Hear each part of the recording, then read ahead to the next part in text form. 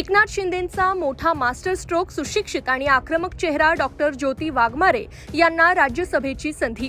आगामी राज्यसभा निवडणुकीसाठी मुख्यमंत्री एकनाथ शिंदे यांनी सर्वांना धक्का देत एका उच्च शिक्षित आणि धडाडीच्या महिला नेतृत्वाला संधी दिली आहे। शिवसेनेच्या राज्य प्रवक्त्या डॉक्टर ज्योती वाघमारे यांच्या नावावर मुख्यमंत्र्यांनी शिक्कामोर्तब केलं असून या निर्णयामुळे राजकीय वर्तुळात मोठी चर्चा सुरू झाली आहे। अनेक दिग्गज नेत्यांची नावं शर्यतीत असताना शिंदेंनी एका सामान्य कुटुंबातील पण विद्वान चेहऱ्याला प्राधान्य दिल्याने हा मास्टर स्ट्रोक मानला जातोय।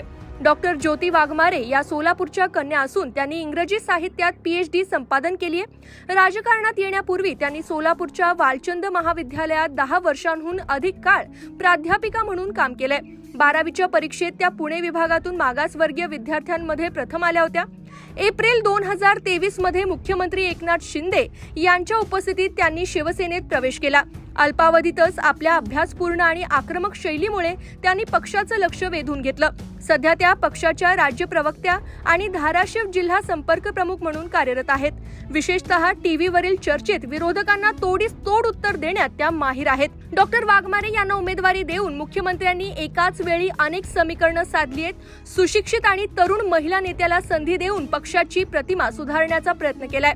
मराठीसह हिंदी, इंग्रजी, तेलुगू आणि कन्नड या 5 भाषांवर त्यांचं प्रभुत्व असल्याने त्या संसदेत महाराष्ट्राची बाजू प्रभावीपणे मांडू शकतात। त्यांचे वडील नागनाथ वाघमारे हे दलित पॅन्थरचे जुने कार्यकर्ते आणि माजी नगरसेवक होते, त्यामुळे दलित मतांचं समीकरण साधण्यास मदत होईल।